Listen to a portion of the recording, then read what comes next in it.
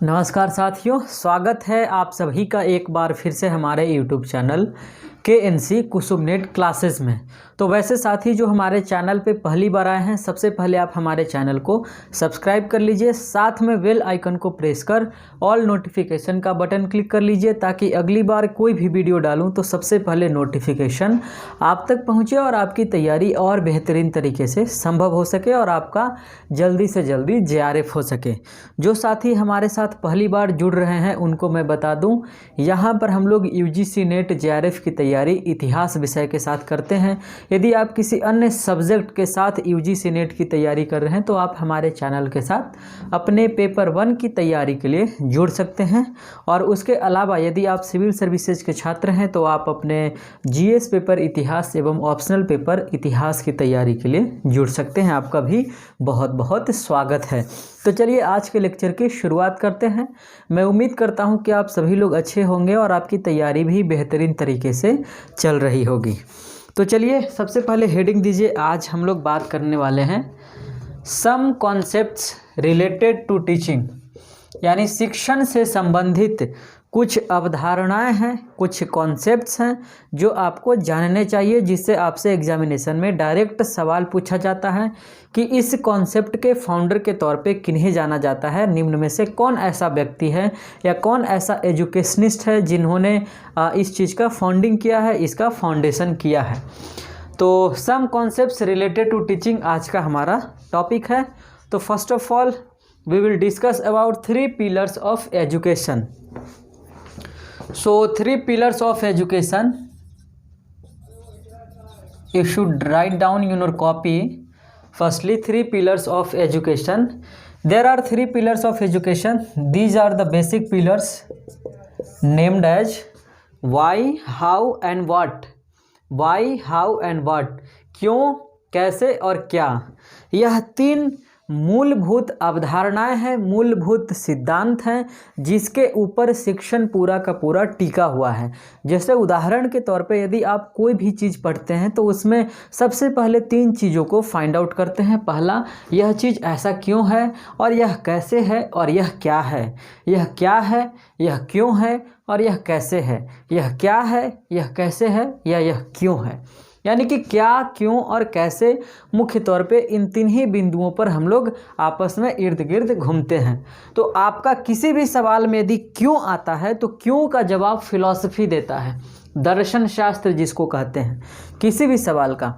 ठीक है, जैसे आप कोई भी सवाल ले लीजिए और उस सवाल में यदि आप क्यों को फाइंड आउट करेंगे, क्यों आंसर का फाइंड आउट करेंगे तो उसका जवाब आपको फिलॉसफी के माध्यम से मिलेगा, दर्शन शास्त्र जिसको आप हिंदी में कहते हो। यह सबसे इम्पॉर्टेंट चीज़ है। यदि आप कोई भी चीज़ पढ़ते हैं तो यदि उसमें सबसे पहला जो इम्पोर्टेंट क्वेश्चन होता है वो होता है वाई, मतलब ऐसा क्यों है ना। इसके पीछे हम लोग क्या फाइंड आउट करते हैं, काउज को, रीजन बिहाइंड इट। उसके अलावा जो काउज अफेक्टिंग, यानी कि यह किन किन चीज़ों से प्रभावित है, किन किन वजह से इसका अस्तित्व है, इसका जवाब फिलॉसफी के माध्यम से मिलता है। दूसरा जो बेस है वह है हाउ। हाउ का मतलब कैसे, इसका जो जवाब है वह साइकोलॉजी देता है, मनोविज्ञान जिसको हिंदी में बोलते हैं, साइकोलॉजी देता है हाउ का जवाब। और सोशियोलॉजी जो कि अपना समाज शास्त्र है, जो कि समाज का अध्ययन जिसमें करते हैं, वह इसके क्या होने का जवाब देता है। तो 3 सवाल आएंगे। पहला सवाल 3 पिलर्स ऑफ एजुकेशन में कौन कौन आता है, why, how and what. Why का सवाल जवाब कौन देता है, फिलॉसफी, हाउ का साइकोलॉजी एंड व्हाट का सोशियोलॉजी। तो बस यह एक कॉन्सेप्ट था, इसमें इतना ही, इससे ज़्यादा आपको जानना नहीं है। आगे बढ़ते हैं।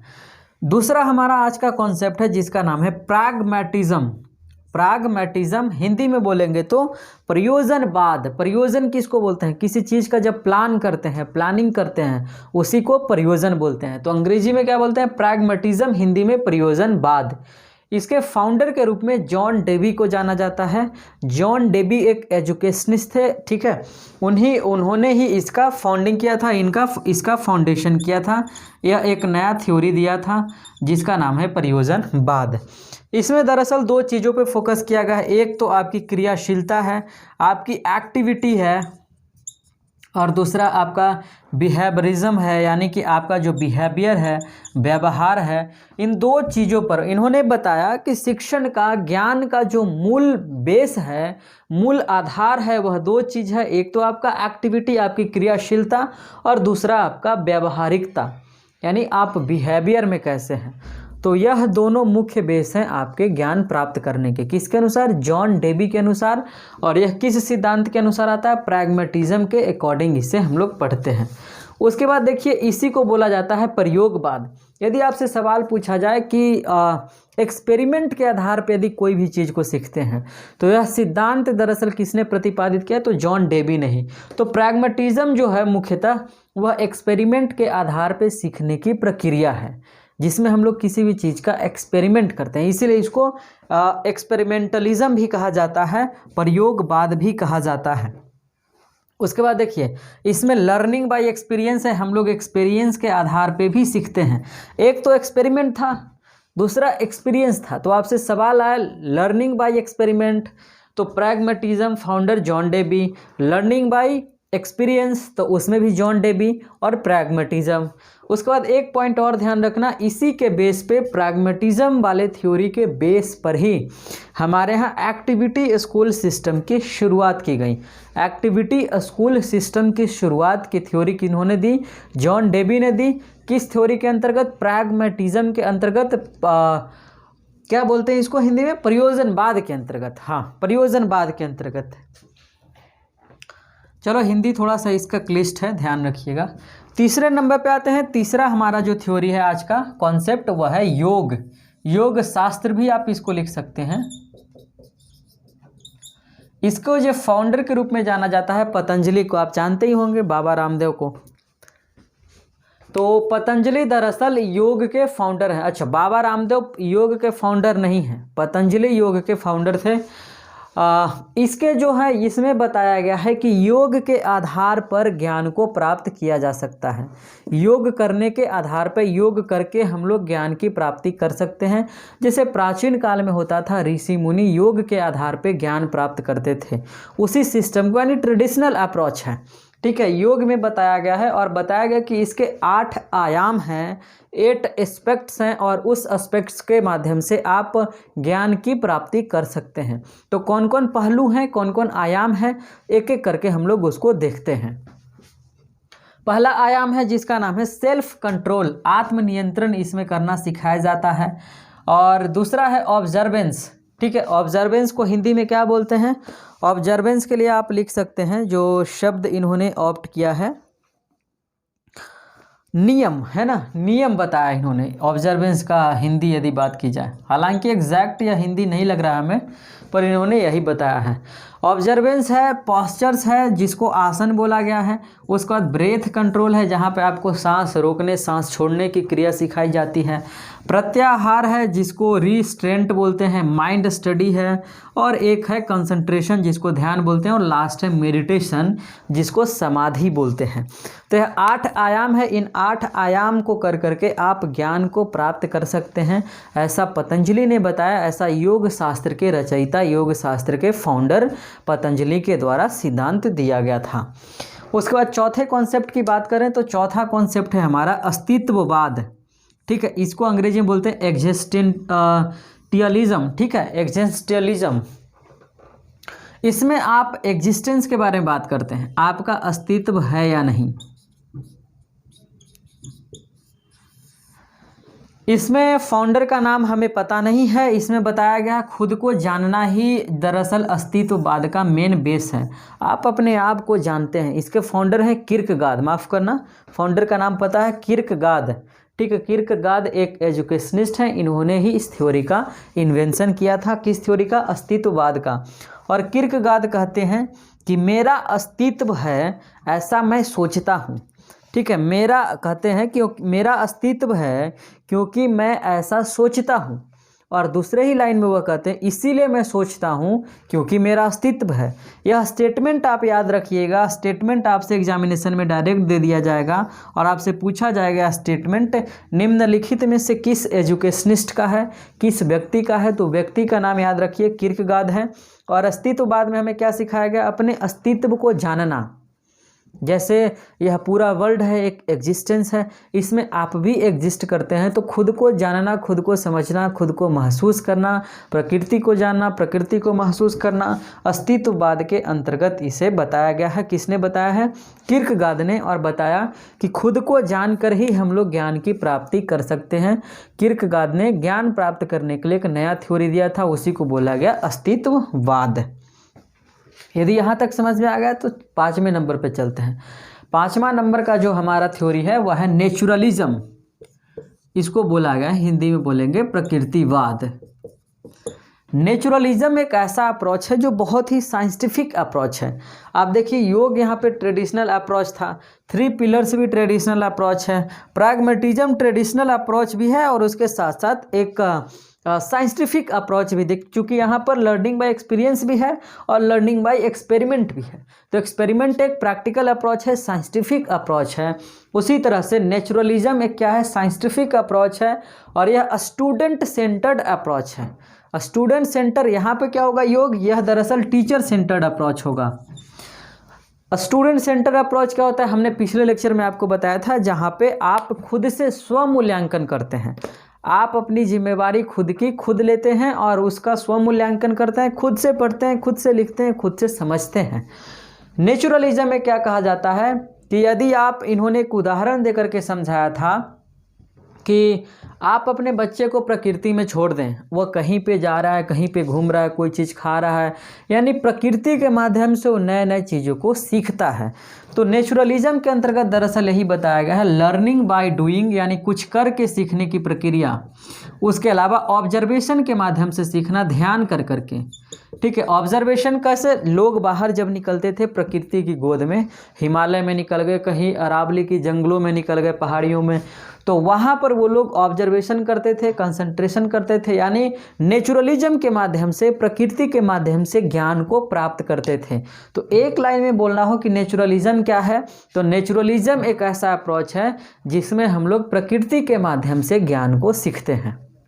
ठीक है, उसके बाद इसमें एक और पॉइंट है, इंद्रियों के द्वारा भी यहाँ पर हम लोग सीखते हैं। हमारी 5 इंद्रियां, 10 इंद्रियां हैं टोटल, है ना। इन 10 इंद्रियों के माध्यम से हम लोग सीखते हैं, प्ले के माध्यम से सीखते हैं, खेल खेल कर। ठीक है, कोई प्ले करके, जैसे हम लोग फुटबॉल खेलते हैं, क्रिकेट खेलते हैं, तो सभी हम लोग नेचर की गोद में ही खेलते हैं। तो नेचर के माध्यम से, यानी क्रीड़ा के माध्यम से भी यदि सीख रहे हैं तो वह भी नेचुरलिज्म के अंतर्गत काउंट किया जाता है। एक ह्यूरिस्टिक मेथड है जो कि रिसर्च से रिलेटेड है, ह्यूरिस्टिक मेथड को भी नेचुरलिज्म के अंतर्गत रखा गया है। ठीक है, ह्यूरिस्टिक मेथड को भी नेचुरलिज्म के अंतर्गत रखा गया है। इसके अलावा एक व्यक्ति हैं जिनका नाम है डाल्टन। तो डाल्टन ने भी शिक्षा से रिलेटेड कई तरह के थ्योरी दिए। तो डाल्टन की जितनी भी थ्योरियां हैं, यदि उन सभी की बात की जाए एक साथ सम्मिलित रूप से मूल तौर पे, तो वह सारे के सारे नेचुरलिज्म के अंतर्गत ही उसको भी काउंट किया जाता है।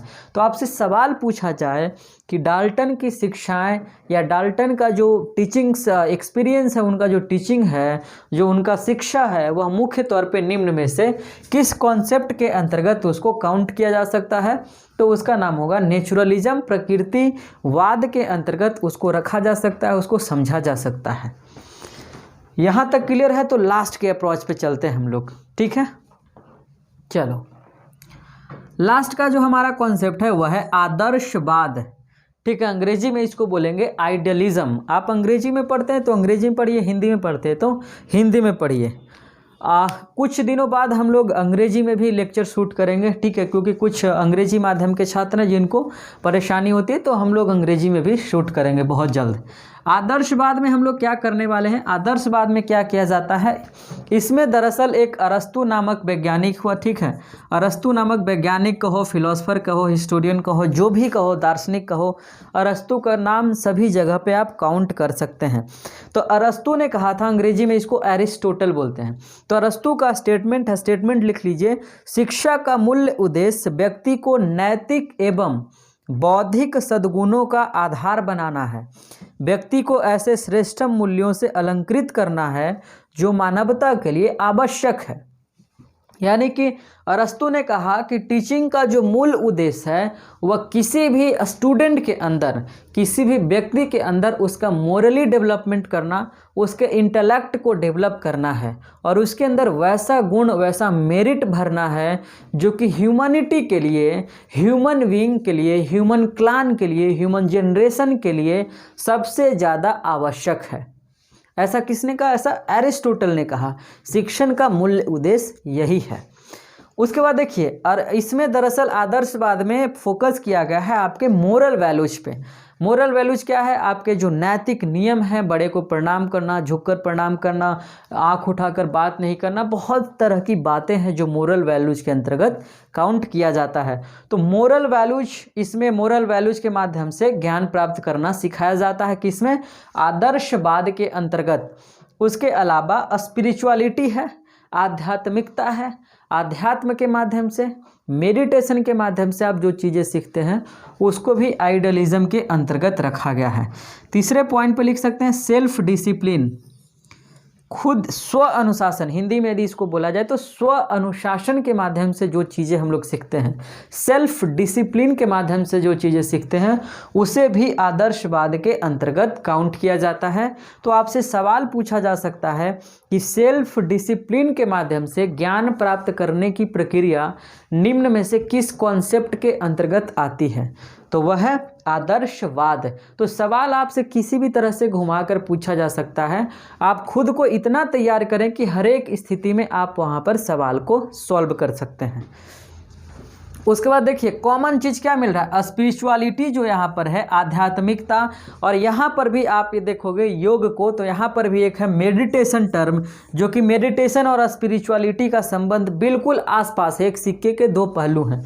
तो आपसे सवाल घुमाकर पूछा जा सकता है। डायरेक्ट यहाँ पे स्पिरिचुअलिटी को काउंट नहीं किया गया है योग में, यहाँ पर मेडिटेशन और कंसंट्रेशन को काउंट किया गया है, जबकि आइडियलिज्म के अंतर्गत स्पिरिचुअलिटी डायरेक्ट बोला गया है, यानी आध्यात्मिकता के माध्यम से ज्ञान प्राप्त करने की विधि आदर्शवाद के अंतर्गत गिना जाता है। उसके बाद चौथे नंबर पे देखें, इसमें आदर्शवाद में आपको पर्सनालिटी डेवलपमेंट के लिए सिखाया जाता है। अब आप ऊपर के सभी पॉइंट को यदि आप देखेंगे तो आपके पर्सनालिटी डेवलपमेंट के लिए ही किया जा रहा था। जैसे सेल्फ डिसिप्लिन होना, यह पर्सनालिटी डेवलपमेंट का ही एक हिस्सा है। उसके अलावा स्पिरिचुअलिटी, इससे भी आपका डेवलपमेंट होता है, यह भी उसमें, इसका भी बहुत बड़ा हाथ है। मोरल वैल्यूज हैं जो कि सबसे बेसिक गुण है आपके पर्सनालिटी डेवलपमेंट के लिए, आपके अंदर मोरल वैल्यूज यानी development of moral values, ethical values हैं, उसका होना जरूरी है और वह आपके पर्सनालिटी को बूस्ट करता है। यानी पर्सनालिटी डेवलपमेंट में मोरल वैल्यूज का सबसे बड़ा हाथ होता है। यानी कि मुख्य तौर पे चार चीज़ें इसके अंतर्गत काउंट की जाती है। कौन कौन? एक तो moral values, spirituality, self discipline and personality development, चार चीज़ें हैं। उसके बाद एक चीज़ इसमें और है, चूंकि यह आदर्शवाद का थ्योरी है तो इसमें तीन चीज़ों को और काउंट किया गया, और वह तीन चीज़ें और है। ट्रूथ को सिखाया जाता है, यानी सच बोलना। उसके अलावा ट्रूथ के साथ साथ गुडनेस, आपके अंदर अच्छाई को सिखाया जाता है, और क्रिएटिविटी को, हिंदी में इसको बोलते हैं सत्यम शिवम सुंदरम की जो अवधारणा है हिंदुओं में या हिंदुत्व के अंतर्गत जिसको काउंट किया गया है, वह दरअसल ट्रूथ है, गुडनेस है और क्रिएटिविटी है। यह आइडियलिज्म का थ्योरी है, यह आइडियलिज्म के मुख्य हिस्से हैं। इन तीनों गुण के आधार पे आप आदर्शवाद के सिद्धांत के साथ जस्टिस कर पाते हैं। यदि आपके पास इन तीन चीज़ें नहीं है तो आप आदर्शवाद वाले थ्योरी के अंतर्गत काउंट नहीं किए जाएंगे। कौन कौन है? ट्रूथ है, गुडनेस है, क्रिएटिविटी है, तीन चीज़ें याद रखिएगा। तो आज हमने बात किया मुख्य तौर पे 6 कॉन्सेप्ट के बारे में। एक बार रिवाइज कर लेते हैं। एक 3 पिलर्स था, एक प्रैग्मेटिज्म था, एक योग था, और एक हमारे पास अस्तित्ववाद था, एग्जिस्टेंटलिज्म। ठीक है, अस्तित्ववाद। उसके बाद है नेचुरलिज्म, उसके बाद है आदर्शवाद। अब देखिए यहाँ पर वाई, हाउ और हमने पढ़ा व्हाट। यहाँ पर जॉन डेवी प्रैग्मेटिज्म के फाउंडर थे, प्रयोगवाद भी इसको कहा गया, एक्सपेरिमेंटलिज्म। उसके साथ साथ योग के फाउंडर पतंजलि थे। यहाँ पर 8 आयाम के बारे में चर्चा की गई है। अस्तित्ववाद के फाउंडर किर्केगार्ड थे। यहाँ पर अस्तित्व के बारे में, खुद को जानने के बारे में बताया गया है। और 5वें नंबर पर नेचुरलिज्म था। यह स्टूडेंट सेंटर अप्रोच था, प्रैक्टिकल अप्रोच था, साइंटिफिक अप्रोच था, लर्निंग बाय डूइंग, ऑब्जर्वेशन, इंद्रियों के द्वारा सीखना, ह्यूरिस्टिक मेथड नेचुरलिज्म के अंतर्गत था। उसके अलावा आइडियलिज्म की बात की जाए तो यहाँ पर हमने moral values, spirituality and self discipline and personality development के माध्यम से नॉलेज प्राप्त करना सीखा था। तो ये तमाम सारी बातें थी 6 कॉन्सेप्ट के बारे में। आज के लेक्चर में बस इतना ही। अगले लेक्चर में हम लोग फिर से बात करेंगे एक नए टॉपिक के बारे में। आप हमेशा की तरह हमारे साथ जुड़े रहिए, स्वस्थ रहिए और लोगों से प्यार करते रहिए। बहुत बहुत शुक्रिया आप सभी का हमारे साथ जुड़ने के लिए। फिर मिलेंगे हम लोग अगले लेक्चर में। वीडियो पसंद आया तो लाइक कीजिए, कमेंट करके अपने सुझाव को जरूर दीजिएगा, साथ में वीडियो को शेयर जरूर कीजिएगा। Bye bye, take care.